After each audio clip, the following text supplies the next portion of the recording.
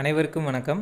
இன்றைக்கி பார்த்திங்கன்னா இந்திய அரசியலமைப்பு சட்டத்தில் இருக்கக்கூடிய முக்கிய அம்சங்கள் எந்தெந்த நாடுகளிடமிருந்து பெறப்பட்டது அப்படிங்கிறத பார்க்கலாம்.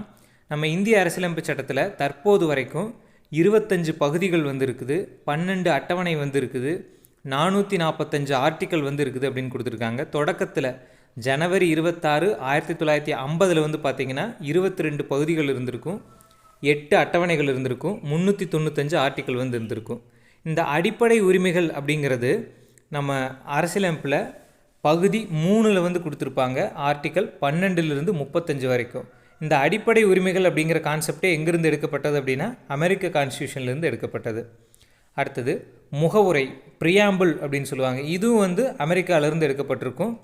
இந்த ப்ரியாம்பிள் அப்படிங்கிறது இது வரைக்கும் நம்ம இந்திய அரசியலமைப்பு சட்டத்தில் ஒரே ஒரு முறை திருத்தப்பட்டிருக்குது. அது 42வது சட்ட திருத்தம் 1976 இந்திரா காந்தி அவர்கள் கவர்மெண்ட்டில் இதை திருத்தியிருப்பாங்க. இதில் அந்த திருத்தி என்ன வார்த்தைகள் சேர்க்கப்பட்டிருக்கும் அப்படின்னா சுதந்திரம், சமத்துவம், சகோதரத்துவம் அப்படிங்கிற வார்த்தை இதில் சேர்க்கப்பட்டிருக்கும். அடுத்தது நீதிபதிகள் பதவி நீக்கம், removal of judges of supreme court and high court. இந்த கான்செப்ட் அமெரிக்கா கான்ஸ்டியூஷன்லேருந்து எடுத்திருப்பாங்க. நம்ம உச்சநீதிமன்ற தலைமை நீதிபதியாக இருக்கலாம், அல்லது மற்ற நீதிபதிகளாக இருக்கலாம், அல்லது உயர்நீதிமன்ற நீதிபதிகளாக இருக்கலாம். ஸோ இவங்க எல்லாத்தையுமே பார்த்திங்கன்னா பதவி நீக்கம் செய்யக்கூடிய முறை அப்படிங்கிறது நம்ம பார்லிமெண்ட்டில் 2/3 மூன்றில் 2 பங்கு எம்பிக்களினுடைய ஆதரவில் தீர்மானம் நிறைவேற்றி அதற்கப்புறம் பார்த்திங்கன்னா குடியரசுத் தலைவர் பதவி நீக்கம் செய்வார் நீதிபதிகளை.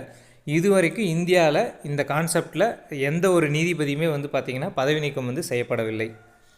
உச்ச நீதிமன்ற நீதிபதிகள் ஓய்வு பெறும் வயது அப்படின்னு சொல்லி பார்த்தீங்கன்னா 65 வயது, உயர்நீதிமன்ற நீதிபதிகளுக்கு பார்த்தீங்கன்னா 62 வயது அப்படிங்கிறது தான்.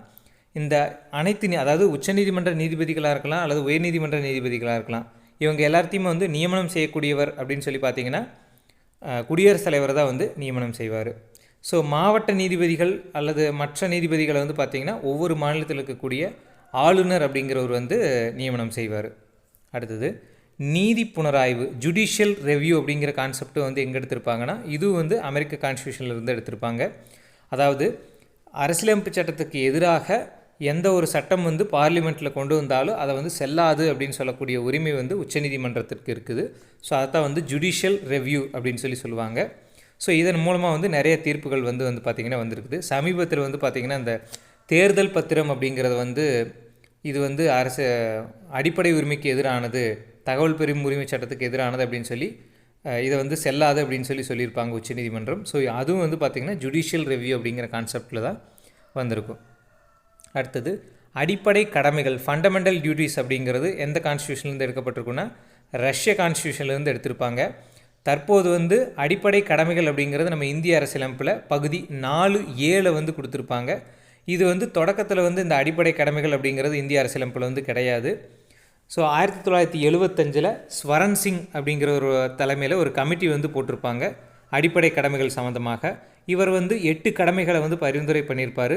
இதிலிருந்து 5 கடமைகளை எடுத்திருப்பாங்க.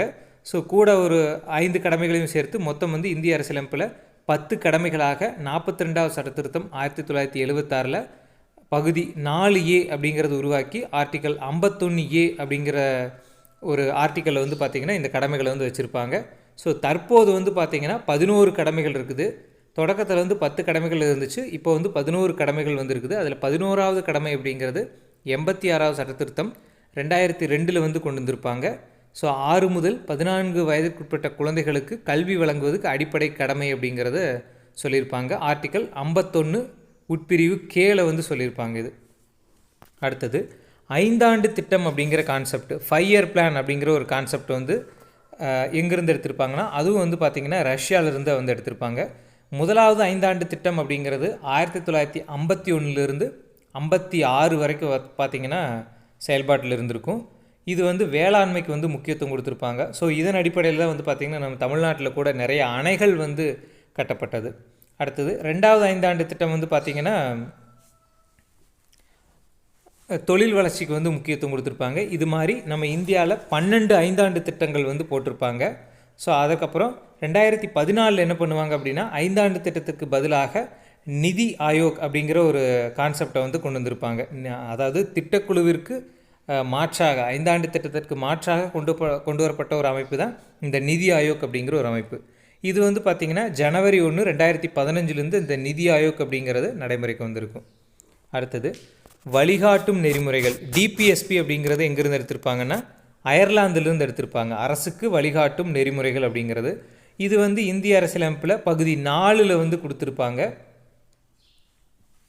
ஆர்டிக்கல் வந்து பார்த்திங்கன்னா 36லேருந்து 51 வரைக்கும் வந்து இந்த கொடுத்துருப்பாங்க. அடுத்தது ராஜ்யசபா உறுப்பினர்களுடைய நியமனம், நாமினேஷன் ஆஃப் ராஜ்யசபா மெம்பர்ஸ், இது எங்கேருந்து எடுத்திருப்பாங்க அப்படின்னா அயர்லாந்திலிருந்து தான் வந்து எடுத்திருப்பாங்க இந்த ராஜ்யசபா உறுப்பினர்களுடைய நியமனம் அப்படிங்கிறது. அதாவது ராஜ்யசபாவுக்கு குடியரசுத் தலைவர் வந்து பார்த்திங்கன்னா 12 பேரை வந்து நியமனம் பண்ணுவார்.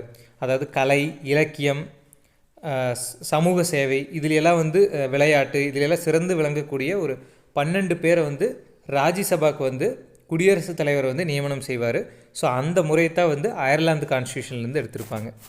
ஸோ குடியரசுத் தலைவர் தேர்தல் முறை அப்படிங்கிறது methods of elections of the president, இந்த முறை வந்து எங்கேருந்து எடுக்கப்பட்டிருக்கும் அப்படின்னா இதுவும் வந்து பார்த்திங்கன்னா அயர்லாந்து கான்ஸ்டியூஷன்லேருந்து வந்து எடுத்திருப்பாங்க. நம்ம இந்தியாவில் குடியரசுத் தலைவர் தேர்தல் அப்படிங்கிறது மறைமுக தேர்தல் முறையில் நடைபெறுது. அதாவது ஒவ்வொரு மாநிலத்தில் இருக்கக்கூடிய தேர்வு செய்யப்பட்ட எம்எல்ஏக்கள், அதற்கப்புறம் மக்களவை உறுப்பினர்கள், மாநிலங்களவை உறுப்பினர்கள், இவங்க எல்லாரும் சேர்ந்து ஓட்டு போட்டு தேர்ந்தெடுக்கக்கூடிய ஒரு முறையை வந்து பார்த்திங்கன்னா குடியரசுத் தலைவர் தேர்தலில் வந்து பயன்படுத்துகிறாங்க. குடியரசுத் தலைவர் தேர்தலில் ராஜ்யசபாவில் நியமிக்கப்பட்ட அந்த 12 உறுப்பினர்கள் வந்து வாக்களிக்க மாட்டாங்க. அடுத்தது பாராளுமன்ற முறை, பார்லிமெண்ட் டைப் அப்படிங்கிறது, அதாவது லோக்சபா, ராஜ்யசபா, அப்புறம் பிரதமர் தலைமையிலான ஒரு அமைச்சரவை. ஸோ இதெல்லாமே வந்து இங்கிலாந்து கான்ஸ்டியூஷன்லேருந்து எடுத்திருப்பாங்க. அடுத்தது சட்டத்தின் ஆட்சி, ரூல் ஆஃப் லா அப்படிங்கிற கான்செப்டும் இங்கிலாந்துலேருந்து வந்து எடுத்திருப்பாங்க. அடுத்தது ஒற்றை குடியுரிமை, சிங்கிள் சிட்டிசன்ஷிப் அப்படிங்கிறதும் இங்கிலாந்துலேருந்து தான் வந்து எடுத்திருப்பாங்க. அமெரிக்காவில் வந்து பார்த்திங்கன்னா இரட்டை குடியுரிமை வந்து இருக்குது. இங்கே வந்து பார்த்திங்கன்னா ஒற்றை குடியுரிமை கான்செப்ட் வந்து நம்ம இந்தியாவில் வந்து பயன்படுத்திட்டு வரோம். ஸோ அந்த இரட்டை குடியுரிமை அப்படிங்கிறது என்னென்னா, நம்ம வந்து இப்போ அமெரிக்காவுக்கு போகிறோம். ஸோ அமெரிக்கா கவர்மெண்ட்டிட்ட ஒரு குடியுரிமை வந்து வாங்கணும். அங்கே வந்து 50 மாநிலங்கள் இருக்குது. அதில் ஏதாவது ஒரு மாநிலத்துக்கு நம்ம போகிறோம் அப்படின்னா அந்த மாநில அரசுகிட்டையும் குடியுரிமை வாங்கணும். ஸோ அதான் வந்து இரட்டை குடியுரிமை அப்படின்னு சொல்லுவாங்க. அடுத்தது கீழ் சபைக்கு அதிக அதிகாரம், அதாவது லோயர் ஹவுஸ் மோர் பவர்ஃபுல் அப்படிங்கிறது. அதாவது நம்ம ராஜ்யசபா, லோக்சபா அப்படின்னு சொல்லி 2 இருக்குது. ஸோ அதில் மேலவை அப்படிங்கிறத நம்ம ராஜ்யசபா அப்படின்னு சொல்லுவோம். கீழவை அப்படிங்கிறது வந்து நம்ம லோக்சபா அப்படின்னு சொல்லுவோம். இது 2ல் வந்து எதற்கு பவர் அதிகம் அப்படின்னா லோக்சபா, மக்களவைக்கு தான் வந்து பார்த்திங்கன்னா பவர் அதிகம். இந்த கான்செப்ட் வந்து இங்கிலாந்து அரசியலமைப்புலேருந்து தான் வந்து எடுத்திருப்பாங்க. அடுத்தது பாராளுமன்றத்தில் இரு அவை, அதாவது பைகேமரல் பார்லிமெண்ட் அப்படிங்கிற கான்செப்டும் நம்ம இங்கிலாந்துலேருந்து தான் வந்து எடுத்திருப்பாங்க. ஆக்சுவலாக இதெல்லாமே வந்து பார்த்திங்கன்னா இந்திய அரசு சட்டம் 1935 தான் வந்து பார்த்திங்கன்னா இதெல்லாமே வந்து முக்கால்வாசி வந்து எடுத்திருப்பாங்க. அடுத்தது மக்களவை தலைவர், ஸ்பீக்கர் இந்த லோக்சபா அப்படிங்கிற கான்செப்டும் இங்கிலாந்து அரசியலமைப்புலேருந்து தான் வந்து எடுத்திருப்பாங்க. ஸோ இங்கிலாந்து பார்த்திங்கன்னா ஒரு எழுதப்படாத ஒரு அரசியலமைப்பு அப்படின்னு சொல்லுவாங்க. எழுதப்பட்ட ஒரு அரசியலமைப்புக்கு எடுத்துக்காட்டு அப்படின்னா அது அமெரிக்காவை சொல்லுவாங்க. எழுதப்படாத ஒரு அரசியலமைப்புக்கு எடுத்துக்காட்டு அப்படின்னா அதை வந்து இங்கிலாந்து வந்து சொல்லுவாங்க. அடுத்தது கூட்டாட்சி முறை, ஃபெடரல் சிஸ்டம் அப்படிங்கிறது எங்கேருந்து எடுத்திருப்பாங்கன்னா கனடாவிலேருந்து எடுத்திருப்பாங்க. அடுத்தது நெருக்கடி நிலையின் போது அடிப்படை உரிமைகள் வந்து ரத்து செய்யப்படும் அப்படிங்கிற கான்செப்ட் வந்து ஜெர்மன் கான்ஸ்டியூஷன்லேருந்து எடுத்திருப்பாங்க. எதை தவிர அப்படின்னா ஆர்டிக்கல் 20 மற்றும் 21, இது 2 தவிர மீதி அனைத்துமே வந்து நெருக்கடி நிலையின் போது ரத்து செய்யப்படும் அப்படிங்கிற கான்செப்ட் வந்து ஜெர்மன் கான்ஸ்டியூஷன்லேருந்து எடுத்திருப்பாங்க.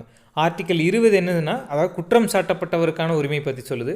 21 என்ன சொல்லுதுன்னா, வாழ்வதற்கான உரிமை. இந்த 2 உரிமை தவிர நெருக்கடி நிலையின் போது அடிப்படை உரிமைகள் வந்து ரத்து செய்யப்படும் அப்படின்னு சொல்லுவாங்க. நம்ம இந்தியாவில் வந்து பார்த்திங்கன்னா 3 நெருக்கடி நிலைகள் வந்து இருக்குது. அதாவது ஆர்டிக்கல் 352 படி தேசிய அவசர நிலை, ஆர்டிக்கல் 356 படி மாநிலத்தில் அவசர நிலை, ஆர்டிக்கல் 360 படி பார்த்திங்கன்னா நிதி நெருக்கடி நிலை அப்படிங்கிறது 3 கான்செப்ட் வந்து இருக்குது. அதில் தேசிய அவசர நிலை அப்படிங்கிறது இது வரைக்கும் 3 டைம் வந்து இம்ப்ளிமெண்ட் பண்ணியிருக்கிறாங்க. அதாவது நிதி நெருக்கடி நிலை அப்படிங்கிறது இது வரைக்கும் வந்து பார்த்திங்கன்னா ஒரு முறை கூட வந்து இதை வந்து செயல்படுத்தினது கிடையாது. அடுத்தது பொதுப்பட்டியல், கன்கரண்ட் லிஸ்ட் அப்படிங்கிற கான்செப்ட் எங்கேருந்து எடுத்திருப்பாங்கன்னா இது வந்து ஆஸ்திரேலியாவிலேருந்து எடுத்திருப்பாங்க. நம்ம இந்திய அரசியலமைப்பில் அட்டவணை 7 என்ன சொல்லியிருப்பாங்கன்னா, அதிகார பகிர்வு அப்படின்னு சொல்லி கொடுத்துருப்பாங்க. மத்திய பட்டியல், மாநில பட்டியல், பொதுப்பட்டியல். அதில் மத்திய பட்டியலில் வந்து 98 துறைகள் வந்திருக்கும். மாநில பட்டியலில் 52 துறைகள் வந்திருக்கும். பொதுப்பட்டியலில் வந்து பார்த்திங்கன்னா 59 துறைகள் வந்திருக்கும். அதில் அந்த பொதுப்பட்டியல் அப்படிங்கிற கான்செப்டை ஆஸ்திரேலியாவிலேருந்து எடுத்திருப்பாங்க. அதாவது பொதுப்பட்டியலில் இருக்கக்கூடிய என்னென்ன துறைகள் இருக்குதோ அது எல்லாத்துக்குமே வந்து பார்த்திங்கன்னா மத்திய அரசும் சட்டம் இயற்றலாம், மாநில அரசும் சட்டம் இயற்றலாம். இரண்டில் முரண்பாடு ஏற்படுது அப்படின்னா மத்திய சட்டம் தான் வந்து மேலோங்கி இருக்கும் அப்படிங்கிறது இந்த பொதுப்பட்டியல் அப்படிங்கிறது. இது வந்து ஆஸ்திரேலியாவிலேருந்து பார்த்திங்கன்னா எடுத்திருப்பாங்க. அடுத்தது முகப்புரையில், அதாவது முகப்புரையின் மொழி அப்படிங்கிற லாங்குவேஜ் ஆஃப் த ப்ரியாம்பிள் அப்படிங்கிற கான்செப்டும் ஆஸ்திரேலியாவிலே இருந்தால் வந்து எடுத்திருப்பாங்க. அடுத்தது மத்திய மாநில உறவுகள், சென்டர் ஸ்டேட் ரிலேஷன்ஸ் அப்படிங்கிறதும் ஆஸ்திரேலியாவிலேருந்து தான் வந்து எடுத்திருப்பாங்க. அடுத்தது அரசியலமைப்பு சட்ட திருத்தம், அமெண்ட்மெண்ட் ஆஃப் த கான்ஸ்டியூஷன் அப்படிங்கிற கான்செப்ட் எங்கேருந்து எடுத்திருப்பாங்கன்னா தென்னாப்பிரிக்காவிலேருந்து எடுத்திருப்பாங்க. இது வந்து ஆர்டிக்கல் 368 பயன்படுத்தி அரசியலமைப்பை வந்து திருத்துவாங்க. இது வரைக்கும் வந்து பார்த்திங்கன்னா 106, அதாவது 106 முறை நம்ம அரசியலமைப்பை வந்து திருத்தியிருப்பாங்க. அதில் 42வது சட்ட திருத்தம் 1976 படி தான் அதிக சட்டங்கள் வந்து, அதாவது அதிக துறைகள் வந்து திருத்தப்பட்டிருக்கும்.